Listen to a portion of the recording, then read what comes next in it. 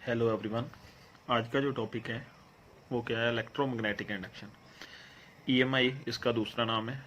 EMI की full form क्या है, इलेक्ट्रोमैग्नेटिक इंडक्शन। इलेक्ट्रोमैग्नेटिक इंडक्शन की डेफिनेशन क्या होगी, जब मैग्नेटिक फ्लक्स चेंज करेगा तो जो करंट प्रोड्यूस होगा, जहाँ ईएमएफ प्रोड्यूस होगा, उसे क्या बोल दिया जाएगा, इलेक्ट्रोमैग्नेटिक इंडक्शन। जब मैग्नेटिक फील्ड भी बोल सकते हो और मैग्नेटिक फ्लक्स भी बोल सकते हो, क्योंकि मैग्नेटिक फील्ड चेंज होगा तभी मैग्नेटिक फ्लक्स चेंज होगा। मैग्नेटिक फ्लक्स चेंज होगा, जो करंट प्रोड्यूस होगा, जो वोल्टेज प्रोड्यूस होगा, उस फिनोमेना को क्या बोल दिया जाएगा, इलेक्ट्रोमैग्नेटिक इंडक्शन बोल दिया जाएगा। ये देखिए, अंडरस्टैंड करने के लिए ये डायग्राम है। ये डायग्राम में देखो, एक कॉइल है, ये कॉइल है, नंबर ऑफ टर्न्स। इसके साथ गैल्वेनोमीटर लगा हुआ है। गैल्वेनोमीटर का क्या काम होता है, स्मॉल करंट को मेजर करना। ये मैग्नेट है और ये मैग्नेटिक फील्ड लाइंस है। ये मैग्नेट अगर इसकी तरफ मूव करवाओगे तब भी गैल्वेनोमीटर डिफ्लेक्शन शो करेगा। अगर गैल्वेनोमीटर डिफ्लेक्शन शो करेगा तो करंट प्रोड्यूस हो जाएगा। इसको अगर बैकवर्ड मूव करवाओगे तब भी गैल्वेनोमीटर डिफ्लेक्शन शो करेगा दूसरी तरफ, तब भी इसमें करंट प्रोड्यूस होगा। तो ये क्या बता रहा है, जब मैग्नेट मूव कर रही है तब मैग्नेटिक फ्लक्स की वैल्यू, मैग्नेटिक फील्ड की वैल्यू चेंज हो रही है। उसके कारण क्या, करंट जो है प्रोड्यूस हो रहा है। उसे क्या बोल दिया जाएगा, इलेक्ट्रोमैग्नेटिक इंडक्शन। अगर ये दोनों रेस्ट में होंगे, मैग्नेट और कॉइल दोनों रेस्ट में होंगे, तो कोई भी करंट प्रोड्यूस नहीं होगा। अगर दोनों में से एक चीज मोशन में होगी तो मैग्नेटिक फील्ड चेंज हो जाएगा, तो करंट प्रोड्यूस हो जाएगा। उसे क्या बोल दिया जाएगा, इलेक्ट्रोमैग्नेटिक इंडक्शन बोल दिया जाएगा। उसके बाद देखो, मैग्नेटिक फ्लक्स है। मैग्नेटिक फ्लक्स क्या है, एरिया है, ये एरिया और ये एरिया का स्मॉल पोर्शन हो गया, स्मॉल एलिमेंट बोल सकते हैं। इस पर एन क्या परपेंडिकुलर है, वो इसकी डायरेक्शन बताएगा। मैग्नेटिक फ्लक्स क्या है, number of magnetic field lines जब किसी एरिया में से क्रॉस करेंगे तो उसे क्या बोल दिया जाएगा, मैग्नेटिक फ्लक्स बोल दिया जाएगा। और इन दोनों में ये मैग्नेटिक फील्ड लाइंस है, बी वेक्टर के साथ डिनोट कर दी, और जो एंगल आ जाएगा इसे क्या बोल दिया जाएगा, normal to the area element. Normal क्या होता है, परपेंडिकुलर। एन कैप और बी वेक्टर में जो एंगल होगा वो क्या होगा, थीटा एंगल होगा। और मैग्नेटिक फ्लक्स की डेफिनेशन क्या बनेगी, the magnetic flux through any closed surface is the total number of magnetic field lines crossing through the surface area is called magnetic flux। Magnetic field lines जब किसी area में से cross करेंगी तो उसे क्या बोल दिया जाएगा, मैग्नेटिक फ्लक्स बोल दिया जाएगा। उस मैग्नेटिक फ्लक्स का फॉर्मूला डिनोट किसके साथ करेंगे, फाई के साथ डिनोट कर देंगे। फॉर्मूला क्या है, मैग्नेटिक फील्ड इनटू एरिया, दोनों का क्या होगा, डॉट प्रोडक्ट होगा। अगर डॉट हट जाएगा, स्केलर फॉर्म में लिखोगे, फिर डॉट जो है किस में कन्वर्ट हो जाएगा, कॉस में, और वेक्टर जो है वो रिमूव हो जाएंगे। इसका फॉर्मूला क्या था डॉट प्रोडक्ट का, +1 क्लास में, A vector dot P vector equal to A B cos theta. ये डॉट प्रोडक्ट का फॉर्मूला था। ए की जगह जहाँ पे बी है और बी की जगह ए बी कॉस थीटा, और जहाँ पर क्या आ जाएगा, बी ए कॉस थीटा आ जाएगा। ये किसका फॉर्मूला हो गया, मैग्नेटिक फ्लक्स का फॉर्मूला है। नेक्स्ट देखिए क्या है, Faraday's laws of electromagnetic induction. First law क्या है, जब मैग्नेटिक फ्लक्स किसी कॉइल में चेंज होगा तो उसमें ईएमएफ प्रोड्यूस हो जाएगा। ईएमएफ बोल सकते हो या करंट भी बोल सकते हो, प्रोड्यूस हो गया। ईएमएफ का मतलब क्या है, वोल्टेज प्रोड्यूस हो गया। जब भी मैग्नेटिक फ्लक्स चेंज होगा तो ईएमएफ प्रोड्यूस हो जाएगा किसी कॉइल में, वो क्या हो जाएगा, फैराडे फर्स्ट लॉ होगा। और मैग्नेटिक फ्लक्स कैसे चेंज होगा, जब ये मैग्नेट कॉइल की तरफ बढ़ेगी, जब बैकवर्ड मूव करेगी, तो दोनों ही केसेस में गैल्वेनोमीटर जो है वो डिफ्लेक्शन शो करेगा, करंट जहाँ ईएमएफ जो है वो प्रोड्यूस हो जाएगा। उसे क्या बोल दिया जाएगा, फैराडे फर्स्ट लॉ। ये मैग्नेट है, ये मैग्नेटिक फील्ड लाइंस है, और ये कॉइल है, और ये गैल्वेनोमीटर है जो स्मॉल करंट मेजर करेगा। मैग्नेटिक फ्लक्स चेंज होगा तभी क्या प्रोड्यूस होगा, ईएमएफ प्रोड्यूस होगा। और सेकंड लॉ क्या है, जो ईएमएफ प्रोड्यूस होगा वो डायरेक्टली प्रोपोर्शनल टू क्या होगा, rate of change of magnetic flux. Rate of change of magnetic flux का मतलब क्या है, जितनी तेजी के साथ मैग्नेटिक फ्लक्स चेंज होगा उतनी तेजी के साथ जो ईएमएफ है, जो करंट है, वो क्या होगा, प्रोड्यूस होगा। आप ऐसा बोल सकते हो, जितनी फास्टर ये मैग्नेट इस तरफ मूव करेगी या बैकवर्ड मूव करेगी, करंट भी उतना ही ज़्यादा प्रोड्यूस होगा। अगर मैग्नेट इसकी तरफ फास्टर आएगी तो गैल्वेनोमीटर की डिफ्लेक्शन जो करंट की होगी वो भी बढ़ जाएगी, करंट बढ़ जाएगा। इसमें देखो डेफिनेशन ये लिखी हुई है, magnitude of EMF induced in a coil is equal to the time rate of change of magnetic flux. इसका मतलब क्या है, जितनी तेज़ी के साथ मैग्नेटिक फ्लक्स चेंज होगा उतना ही EMF जो है वो प्रोड्यूस होगा। अगर मैग्नेट फास्टर मूव करेगी तो ज़्यादा EMF प्रोड्यूस होगा, मैग्नेट स्लोली मूव करेगी तो कम EMF प्रोड्यूस होगा। d5/dt का मतलब क्या है, rate of change of magnetic flux, जो मैग्नेटिक फ्लक्स की वैल्यू चेंज हो रही है टाइम के अकॉर्डिंगली। और ये क्या है, EMF और माइनस का साइन क्या शो कर रहा है, ये जब फ्लक्स चेंज करेगा तो ये EMF प्रोड्यूस होगा, यही EMF इसको अपोज करेगा, माइनस का साइन ये शो कर रहा है। ये जो EMF प्रोड्यूस होगा, इंड्यूस्ड होगा, प्रोड्यूस होगा बोल सकते हो, वो क्या है, इसको अपोज करेगा। अगर ये बढ़ रहा है इसकी वैल्यू तो कम कर देगा, अगर कम हो रही है तो उसे बढ़ा देगा। नंबर ऑफ टर्म्स के लिए n के साथ मल्टीप्लाई कर दिया जाएगा, अगर एक टर्म होगी तो d5/dt फॉर्मूला लग जाएगी।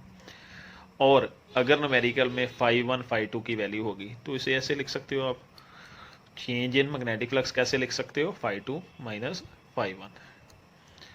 φ1 बोल सकते हो आप 0 टाइम पर या किसी भी टाइम पर बोल सकते हो, जे अलग टाइम पर हो जाएगा फ्लक्स और जे अलग टाइम पर हो जाएगा, ठीक है। और dt भी जहाँ आप लिख सकते हो और t भी लिख सकते हो आप लोग। ये इसका किसके लिए फॉर्मूला आ जाएगा, जब न्यूमेरिकल में दो वैल्यूज होगी φ1 और φ2 की। नेक्स्ट देखिए क्या टॉपिक है, सेल्फ इंडक्शन। सेल्फ इंडक्शन क्या है, या सेल्फ इंडक्टेंस बोल सकते हो। ये एक कॉइल है जिसको एल के साथ डिनोट करेंगे, और इसकी डेफिनेशन क्या होगी। देखो एल के साथ क्या लगा हुआ है, एक सेल लगा हुआ है, ये पॉजिटिव टर्मिनल और ये नेगेटिव टर्मिनल है। इसमें से जब करंट फ्लो करेगा तो इसमें एक EMF प्रोड्यूस हो जाएगा, जहाँ बोल सकते हो एक करंट प्रोड्यूस हो गया, जिसने इसके करंट को, जो करंट अप्लाई किया था उसको क्या किया, इसने अपोज कर दिया। अगर तो इस करंट की वैल्यू बढ़ रही थी तो उस EMF या करंट ने क्या कर दिया, अपोज कर कर उसे कम कर दिया। अगर इसकी वैल्यू कम हो रही होगी तो उसे बढ़ा देगा। ये सेल्फ इंडक्शन या सेल्फ इंडक्टेंस की क्या है, डेफिनेशन है। क्या है इसकी डेफिनेशन, क्या है, the property of coil in which when current flows through the coil induced current और EMF in the coil opposes the change in current flows through it। इसमें से जो करंट फ्लो करेगा उसके कारण जो EMF प्रोड्यूस होगा या करंट प्रोड्यूस होगा, वो क्या करेगा, उसे ही अपोज कर देगा जिसने उसे प्रोड्यूस करवाया, इस करंट को अपोज कर देगा। वो क्या हो जाएगा, सेल्फ इंडक्शन या इंडक्टेंस हो जाएगा। उसके बाद देखो इसका फॉर्मूला कैसे बनेगा। कोफिशिएंट ऑफ सेल्फ इंडक्शन क्या है, L है, उसका फॉर्मूला बनाएंगे। I क्या है, जो करंट कॉइल में से फ्लो कर रहा है। फाई क्या है, जो फ्लक्स चेंज होगी उसमें कॉइल में से। Phi directly proportional to I, जितना ज़्यादा करंट होगा उतना ज़्यादा फ्लक्स होगा, जितना ज़्यादा फ्लक्स होगा उतना ज़्यादा करंट होगा, ऐसे ही बोल सकते हो। डायरेक्टली में से जब भी इक्वल टू के साइन में आओगे तो कांस्टेंट लग जाएगा, वो क्या लगा दिया, L। L क्या है, कांस्टेंट ऑफ प्रोपोर्शनैलिटी तो है ही, और इसका नाम क्या है, कोफिशिएंट ऑफ सेल्फ इंडक्शन या इंडक्टेंस बोल सकते हो। अब इसकी डेफिनेशन बनाएंगे, ये फॉर्मूला याद रखोगे, नेक्स्ट अप्लाई करेंगे इसे, फाई इक्वल टू Li। उसके बाद इफ अगर करंट की वैल्यू 1 होगी, 1 एम्पेयर भी बोल सकते हो, यहाँ पे पुट कर देंगे। फाई इक्वल टू क्या आ गया, L, और L इक्वल टू क्या आ गया, फाई। और कोफिशिएंट ऑफ सेल्फ इंडक्शन किसके इक्वल आ गया, जो मैग्नेटिक फ्लक्स होगा कॉइल में चेंज, कब, जब उसमें से 1 एम्पेयर करंट फ्लो करेगा। कोफिशिएंट ऑफ सेल्फ इंडक्शन किसके इक्वल है, उस मैग्नेटिक फ्लक्स के इक्वल जब करंट में से कितना करंट जो है पास करेगा कॉइल में से, 1 एम्पेयर करंट फ्लो करेगा, वो क्या हो जाएगा, कोफिशिएंट ऑफ सेल्फ इंडक्शन हो जाएगा। उसके बाद देखो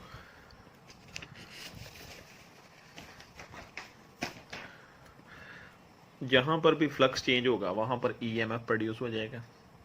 EMF कितना प्रोड्यूस होगा, E equal to minus d5/dt, ठीक है। सेकंड लॉ था फैराडे का, वही यूज किया जहाँ पे फाई की वैल्यू, ठीक है। अभी हमने की फाई की वैल्यू क्या थी, इक्वेशन नंबर 1 में से पुट कर लो Li, L को सेपरेट कर दो, ये बन गया। और उसके बाद देखो di/dt को क्या बोलेंगे, rate of change of current. Current जो टाइम के अकॉर्डिंगली क्या हो रहा है, चेंज हो रहा है, rate of change of current.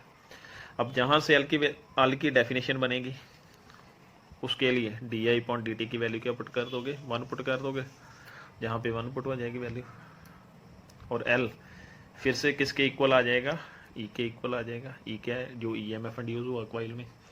अब कोफिशिएंट ऑफ सेल्फ इंडक्शन की जो सेकंड डेफिनेशन होगी वो किसके इक्वल होगी, जो EMF प्रोड्यूस हो रहा है कॉइल में, कब, जब उसमें से 1 एम्पियर करंट फ्लो कर रहा है, कितने टाइम में, 1 सेकंड में।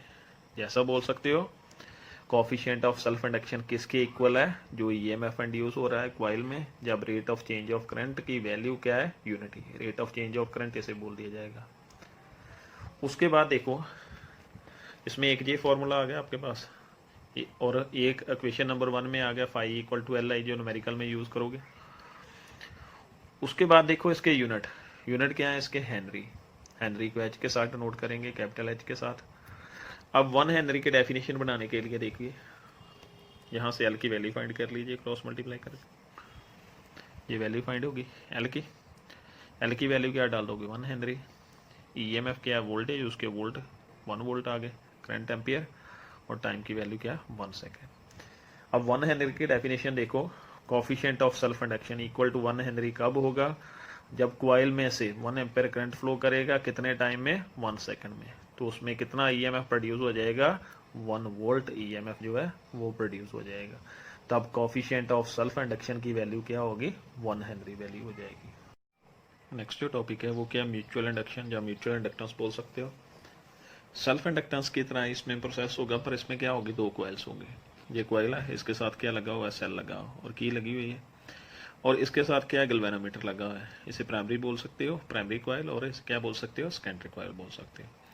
जबकि ये की क्लोज होगी तो इसमें से करंट बढ़ेगा, जब करंट बढ़ेगा तो इस कॉइल में मैग्नेटिक फ्लक्स चेंज होगा, और इसमें क्या प्रोड्यूस हो जाएगा, इंड्यूस्ड करंट प्रोड्यूस हो जाएगा।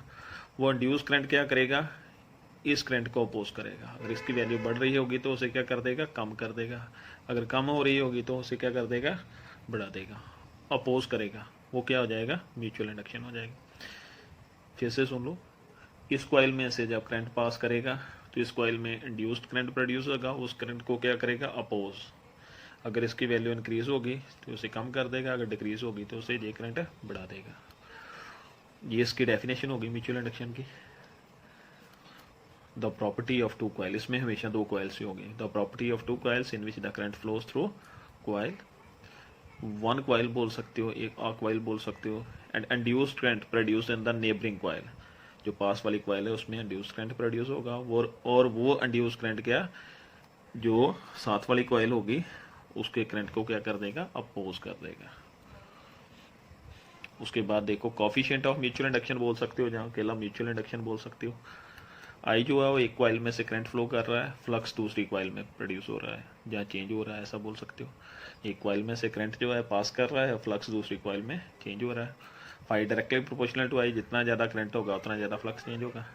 डायरेक्टली में से इक्वल टू के साइन में आ जाएंगे तो कांस्टेंट लग जाएगा। एम क्या हो जाएगा, coefficient of mutual induction. Derivation इसकी भी सेल्फ इंडक्शन की तरह ही होगी। इसे क्या बोल दिया जाएगा, कोफिशिएंट ऑफ म्यूचुअल इंडक्टेंस, जहाँ इंडक्शन बोल सकते हो, और कांस्टेंट ऑफ प्रोपोर्शनैलिटी भी यही होगा। और इसकी डेफिनेशन बनाने के लिए देखो, ये फॉर्मूला याद रखोगे, नेक्स्ट अप्लाई करेंगे। डेफिनेशन बनाने के लिए आई की वैल्यू क्या पुट कर देंगे, 1, या 1 एम्पियर बोल सकते हो। या जहाँ पर पुट कर दोगे, पुट करने के बाद ये वैल्यू हो जाएगी 1, और m इक्वल टू क्या आ जाएगा, 5 के इक्वल आ जाएगा। म्यूचुअल इंडक्शन किस फ्लक्स के इक्वल है, जो एक कॉइल में चेंज होगा जब साथ वाली कॉइल में 1 एम्पियर करंट फ्लो होगा। म्यूचुअल इंडक्शन की डेफिनेशन क्या होगी, म्यूचुअल इंडक्टेंस किसके इक्वल है, मैग्नेटिक फ्लक्स जो एक कॉइल में चेंज होगा, और जो 1 एम्पियर करंट है वो दूसरी कॉइल में से पास करेगा, जो नेबरिंग कॉइल बोल सकते हो। उसके बाद देखो, जहाँ पर फ्लक्स चेंज होगा वहाँ पर EMF जो है वो भी इंड्यूस होगा। उस EMF का फॉर्मूला ये है, E इक्वल टू -d∅dt, और फाई की वैल्यू पुट कर दोगे इक्वेशन नंबर 1 में से, ये पुट हो गई वैल्यू। m को सेपरेट कर लो, ये फॉर्मूला आ गया। एक जी न्यूमेरिकल के लिए फॉर्मूला आ गया आपके पास, और दूसरा फॉर्मूला कौन सा था, इक्वेशन नंबर 1 वाला, ठीक है। वो क्या था, फाई इक्वल टू mi। और इस जहाँ से डेफिनेशन है इसकी कैसे बनेगी, अब इसमें देखिए इसकी डेफिनेशन कैसे बनेगी। di/dt की वैल्यू 1 पुट कर देंगे, D I point D T का मतलब क्या है, rate of change of current, time के साथ जो करंट चेंज होगा। वन वैल्यू पुट हो गई, जहाँ पे ये बन जाएगा एम इक्वल टू क्या आ जाएगा, माइनस ई। अब इसमें देखिए एम की डेफिनेशन क्या हो जाएगी, म्यूचुअल इंडक्शन किसके इक्वल होगा, जो ई एम एफ प्रोड्यूस होगा एक कॉइल में और दूसरी कॉइल में से करंट कितना पास करेगा, 1 एम्पियर फॉर 1 सेकंड, या rate of change of current equal to क्या होगा, यूनिटी होगा, उसे क्या बोल दिया जाएगा, म्यूचुअल इंडक्टेंस। और उसी तरह से इसके यूनिट भी क्या होंगे, हेनरी जो है इसके यूनिट हो जाएंगे। ठीक है।